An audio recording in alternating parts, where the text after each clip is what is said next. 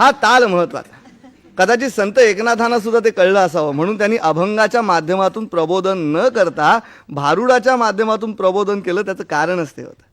भा म्हणजे बुद्धी किंवा तेज, त्यावर आरूढ झालेलं काव्य म्हणून भारुड किंवा बहुरूढ म्हणून भारुड. व्युत्पत्तीशास्त्र वेगवेगळा अर्थ सांगू शकतं.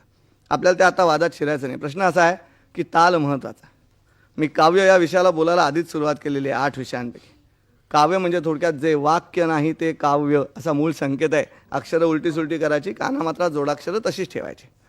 पण अलीकडच्या काळामध्ये आमच्या अंगावरती वाक्याच्या वाक्य फेकून मारतात काव्य म्हणून. आम्हाला ते वाचावं लागतं, आपण त्यातून वाचू शकत नाही. कुसुमाग्रजांची कविता आम्हाला आवडते, याचं कारण त्यात वैयक्तिक सुख दुःख नाही. पण जिथे वैयक्तिक विचार येतो तिथे मात्र 9 लाख तळपती दीप विजेचे येथ, उतरली तारका दळे जणू नगरात, परिस्मरते आणि करते व्याकुळ केव्हा, त्या माझ घरातील मंद दिव्याची वात. हे मात्र गेयता घेऊन येतं, ताल घेऊन येतं. हे खरं काव्य. बरं, याला शिक्षणाची आवश्यकता आहे का? तर अजिबात नाही, असं आमच्या अशिक्षित बायकांचं काव्य सांगतं. उगवत्या सूर्याकडे बघत, उगवला नारायण उगवती संध्या करी, 9 रत्नांचं जानव त्याच्या डाव्या भुजेवरी. दुसरी बाई म्हणते, उगवला नारायण उगवताना तान्हा बाळ, माझ्या डोळ्यांनी पाहिलं शिरी सोन्याचं जावळ. कसं सुचलं असेल हो त्या बाईला? घराच्या अंगणामध्ये डाळ वाळत टाकलेली आहे, तर एका बाईचं रांगतं मूल त्या अंगणामध्ये शिरलं. तर ते रांगतं मूल किती जोरात आणि वेगानं ती डाळ उद्ध्वस्त करेल हे सांगण्यासाठी ही बाई त्या बाईला म्हणते, शेजी बाई कर सांभाळ डाळीचा, माझा तान्हा अंगणात वाघ सुटला जाळीचा. हे जे सुचणं आहे ते सुचणं कसं? तर अरे घरोटा घरोटा तुझ्यातून पडे पिठी, तसं तसं माझं गाणं पोटातून येतं ओटी. पोटातून ओठावर येणारं गाणं आहे आणि पोटातून ओठावर येताना वाटेत हृदय लागतं. जिथे हृदय लागतं तिथे ओज आणि प्रसाद हे प्रमुख काव्याचे गुण भरले जातात. जे इथून येतं ना ओठावर ते कारागिराचं काव्य, आणि जे इथून येतं ना ओठावर ते कलावंताचं काव्य. एवढा फरक आहे त्याच्या पाठीमागे. आता कवितेचाच विषय निघाला तर आमच्याकडे उत्तम उत्तम कविता आहे. एक उगवत्या सूर्याचं वर्णन करणारी गाणीच बघा किती. घनश्याम सुंदरा श्रीधरा अरुणोदय झाला, उठी श्रीरामा पाठ झाली, पूर्व दिशा उमलली, प्रभात समयो पातला आता जागवा विठ्ठला. कुसुमाग्रजांच्या कवितेमध्ये, काढ सखे गळ्यातील तुझे चांदण्यांचे हात, क्षितिजाच्या पलीकडे उभे दिवसाचे दूत. लोकसंगीतामध्ये, सूर्य उगवला प्रकाश पडला, आडवा डोंगरे आडवा डोंगरे आडवा डोंगर तयाला माझा नमस्कार. किंवा नाटकामध्ये, प्रिये पहा रात्रीचा समय सरुनी येत शक्काल हा. उंबरठामध्ये वसंत बापड लिहितात, गगन सदन तेजोमय. बरं, इतकी गाणी असून सुधीर मोघ्यानं आमच्याच भाषेने शब्द पुरवले. फिटे अंधाराचे जाळे झाले मोकळे आकाश. प्रश्न असा आहे की इतकी ताकद भाषेची असताना भाषेकडे दुर्लक्ष का? कवितेचा विचार करताना नुसतं सांस्कृतिक म्हणून विचार केला तरी असं लक्षात येतं की भाषा आधी मरते, मग समाज मरतो, मग संस्कृती मरते आणि मग राष्ट्र मरतं. अशा क्रमानं या आमच्या अख्ख्या भारतवर्षामध्ये एकच राज्य असं आहे की ज्यात राष्ट्र आहे, आणि ते हे महाराष्ट्र.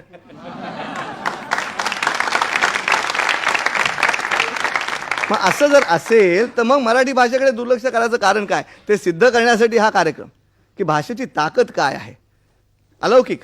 बाबू बोरकरांसारखा कवी, समुद्र बिलोरी ऐना सृष्टीला 5वा महिना, वाकले झाडांचे माथे चांदणे पाण्यात नाते, अशा गवेळी गेलीस सोडून करून जीवाची दैना, सृष्टीला 5वा महिना. काय कल्पना आहे? ही ती ताकद आहे भाषेची. बरं, ह्या भाषेच्या ताकदीचा विचार करत असताना मग अलीकडच्या काळात एकदम विपरीत दृश्य दिसायला लागलं. एक तोही काव्यप्रकार फार पॉप्युलर झाला एकदम. चारोळ्या. बहिणाबाईंच्या पण चारोळ्या आहेत, पण त्यांना कोणी चारोळ्या म्हणत नाही. आज मी तुमच्यासमोर चारोळ्यांवर बोलणार आहे. मी माझे विचार तुमच्यासमोर मांडणार आहे. चारोळ्यांवर बोलायचं आहे म्हटलं चारोळीतच बोलू.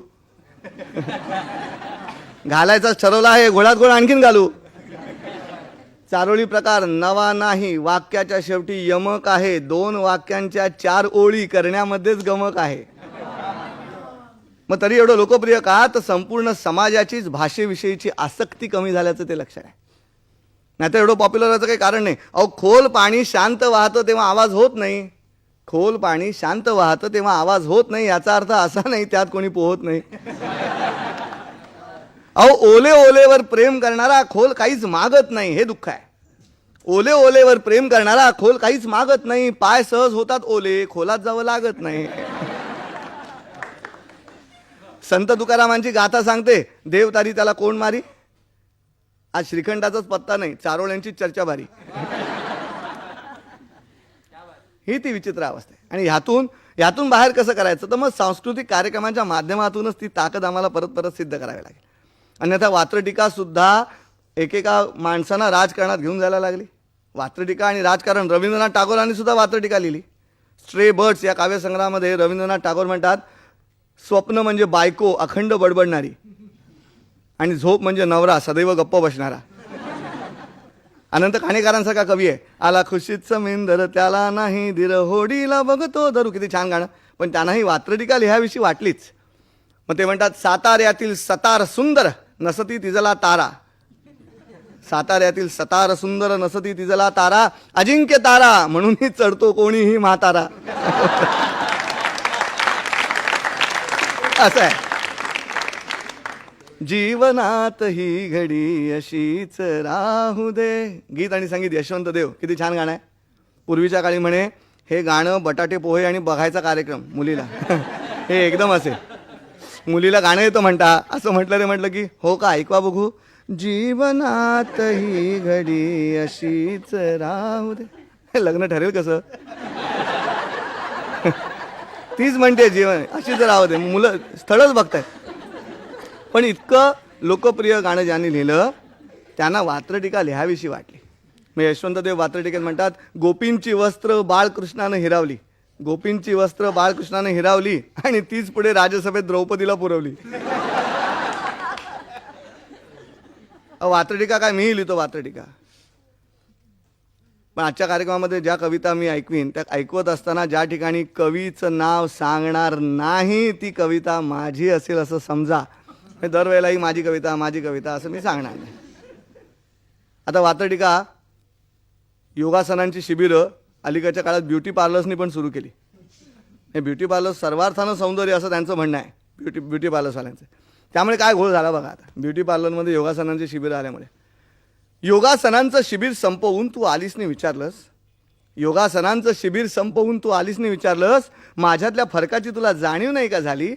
तुझ्याकडे आपाद मस्तक निहाळत मी म्हटलं, बाकी सगळं तसंच आहे, फक्त भुवई बारीक झाली. असं आहे. पण तरी याला शाश्वत मूल्य नाही. हा शेवटी विरंगुळा आहे आणि हा विरंगुळा म्हणूनच बघितला गेला पाहिजे. पण ह्या कवितेचा वात्रटिकांमधनं बाहेर पडलो, चारोळ्यांमधनं बाहेर पडलो, उत्तमोत्तम जुनं काव्य बघितलं. शेवटी येऊन थांबलो की ज्या पिढीच्या माध्यमातून आमचं काव्य पुढं जाणार आहे ती ही लहान मुलांची पिढी. पण तिथे मोठा घोळ आहे. लहान मुलांच्या कवितांमध्ये विचार केला तर एकाला विचारलं, तुझं नाव काय. तो म्हणाला सुश्रुत. आणि म्हटलं कोणत्या इयत्तेमध्ये आहेस. म्हणाला कुलकर्णी. मग मला कळे ना. तेव्हा आई म्हणाली, नाही काय तो इंग्लिश मिडियमला आहे ना, त्याला इयत्ता शब्दाचा अर्थ माहिती नाही, त्यानंतर नावानंतर आडनावच विचारणार ना, म्हणून त्याने नाव सुश्रुत आणि इयत्ता कुलकर्णी असं उत्तर दिलं.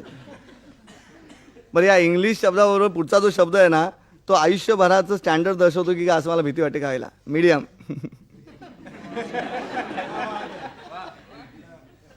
काय लहान मुलांना काय बालकविता येते का. हो येते ना, म्हण बघू. म्हणाला हम्मा हम्मा. अरे म्हटलं ही काय बालकविता आहे. म्हणा बालकविताच आहे. म्हटलं आम्हाला सांगितलेली हम्मा वेगळी होती, तुझी हम्मा फारच छान आहे. तो म्हणतो सगळ्याच हम्मा छान आहेत. त्यांना बरोबर कळतं, आपल्याला असं वाटतं त्यांना काही कळत नाही म्हणून. आमच्या इथे एकदा छायागीत चालू होतं. बरं, अलीकडच्या काळातलं हिंदी सिनेमातलं गाणं म्हणजे पळापळी, पकडापकडी आणि सांघिक कवायत असे तिन्ही खेळ एकदम खेळत असतात. तर ते चालू होतं गाणं आणि ते हिरो हिरोईन अगदी एकमेकांच्या जवळ आली. म्हणजे सार्वजनिक ठिकाणी इतकं जवळ येऊ नये इतकी ती दोघं एकमेकांच्या जवळ आली आणि अगदी जवळ आली. काही सेंटीमीटर राहिले असतील. आमच्यातला एक मुलगा ओरडला, बाबा आता झाडं दाखवणार.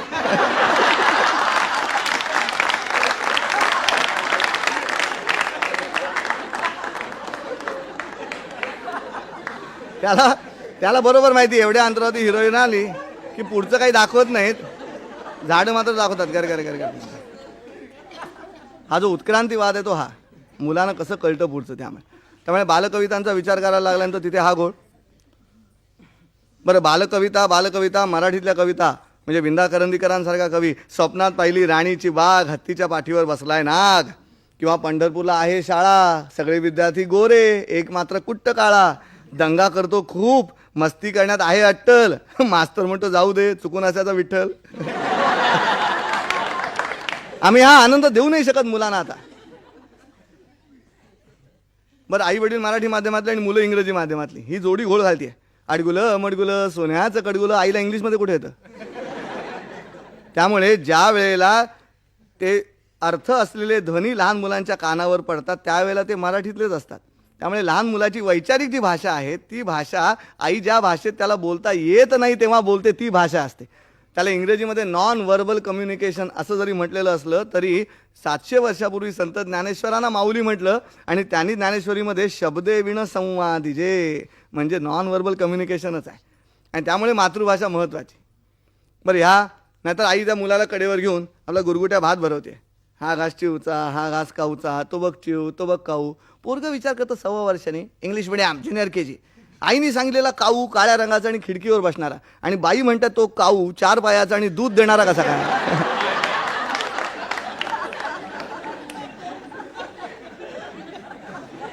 या काऊ तितका फरक कसा पडला बरं. एक लक्षात ठेवा, ज्या वयात मुलांना गोंधळात टाकायचं नाही त्याच काळात आम्ही मुलांना गोंधळात टाकतो. फॅमिली फंक्शन चालू होतं आणि एक मुला म्हणाला आई मी शायरी ऐकू. आई म्हणाली ऐकव. आईला वाटलं आता काय आपल्याला भाव खायला मिळेल. पोरगं स्मार्ट आहे, शायरी ऐकवतोय.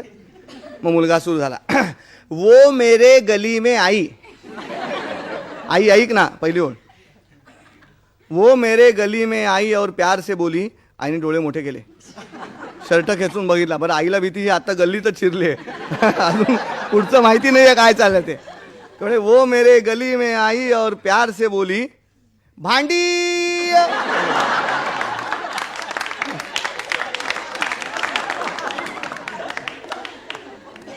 गप्पाष्टकांच्या माध्यमातून येणारी माझी पहिली हात जोडून विनंती, रसिक हो, मुलं पहिल्या वाक्यात बिघडलेली आहेत पण दुसरं वाक्य अजून आपल्या हातात आहे. आत्ता जोपर्यंत तिचं भांडीय आहे तोपर्यंत या पोरांना आपण वाचवू शकतो. त्या भांडीयाच्या जागी जर प्रत्यक्ष कृती आली तर आमच्या हातातून ही पिढी गेली असं समजा. मग आमच्या समाजाचं मोहनजोदडो हडप्पा व्हायला वेळ नाही लागणार. आम्ही एकदा पिकनिकला गेलो होतो वाटेमध्ये आणि टेम्पोतनं सगळ्यांच्या बायका आत बसलेल्या आणि आम्ही पुरुष मंडळी खाली उतरलो. तर एक डॉक्टर सद्गुरूचं बरोबर होतं, त्यांचं पोरगं फारच पिटपिट पिटपिट पिटपिट पाहत चालले. डॉक्टर इतके भडकले त्या पोरावरती, शेवटी आता नीट उभा राहा नाही तर मुस्कट फोडीन तुझं असं त्याच्यावरती ओरडले. तर टेम्पोतून त्यांच्या बायकोचा आवाज आला, शरद अगं बघ ना कसं करतोय तो.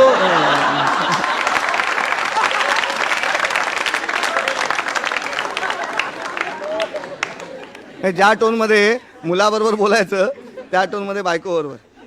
बरं, घरामध्ये पुस्तकं आहेत ना चाइल्ड सायकॉलॉजीची, डिलिव्हरीच्या वेळेला प्रेझेंट मिळालेली. एक लहान मुलगा त्या सिग्नलच्या खांबाला विचारतो, तू रे कोण. तर सिग्नलचा खांब त्याला उत्तर देतो. हा सिग्नलचा खांब त्या मुलाला म्हणतो, आम्ही तिघे भाऊ एका खांबावर राहू. आम्ही तिघे भाऊ एका खांबावर राहू. खांबावरनं वाहनांची गंमत आम्ही पाहू. आम्ही तिघे भाऊ एका खांबावर राहू. मी मोठा भाऊ नाव रंगलाल माझे. रस्त्यावर असतो आम्ही एकमेव राजे. मला पाहून रस्त्यावर थांबतात गाड्या. माझ्या पुढे नाही चालत वाहनांच्या खोड्या. मी जाताच वाहनांचे ताफे लागतात धावू. आम्ही तिघे भाऊ एका खांबावर राहू. मी धाकटा भाऊ माझा रंग आहे हिरवा. मी सांगे सगळ्यांना चला जावा धावा. मला पाहून रस्त्यावर वाहनांची ये जा. मोठा भाऊ लगेच म्हणे आता नंबर माझा. सांगा त्याची आज्ञा मोडून कसा पुढे जाऊ. आम्ही तिघे भाऊ एका खांबावर राहू. मी मधला भाऊ माझा रंग आहे पिवळा. मी मधला भाऊ माझा रंग आहे पिवळा. रस्त्यावरचे सगळे लोक मला म्हणती बावळा. मोठ्याचे ऐकले मी तर गाड्यांना धावती, धाकट्याचे ऐकले मी तर गाड्यांना थांबती, कळत नाही मला मी कुणाची बाजू घेऊ, आम्ही तिघे भाऊ एका खांबावर राहू. शक्य आहे. विचार करून लहान मुलांना तयारच करावं लागेल, त्याच्यासाठी अशा पद्धतीनं लिहावं लागेल की काय असं मनामध्ये सारखं वाटत राहतं. पण शेवटी असं आहे की या पृथ्वी तलावरती अनेक भूकंप होत असतात. आमच्याही देशामध्ये भूकंप होतात. भूकंप झाला रे झाला की किती माणसं मेली, किती इमारती पडल्या, हां त्याचं केंद्रबिंदू कुठं आहे? शिक्षणाच्या बाबतीत मला भूकंप तर इंटरनॅशनल आहे. खेडेगावातल्या शाळांमध्ये एक एज्युकेशन इन्स्पेक्टर गेला आणि विचारलं, काय मास्तर कोणता तास चालाय? मास्तर म्हणाले गणित. मुलं हुशार आहेत, पाढे येतात. कोण हुशार आहे? हा बंडू पहिल्या पाखावरचा. मग इन्स्पेक्टरने जवळ बोलावलं, हे बंडू पाढे येतात 5 सक किती? म्हणाला 45. तर म्हणाला मास्तर साधा प्रश्न विचारला, 5 सक किती? तो 45 उत्तर देतोय. तर मास्तर तिकडे बसून, नाही तोच हुशार आहे, बाकी सगळे 80च्या वर सांगतात.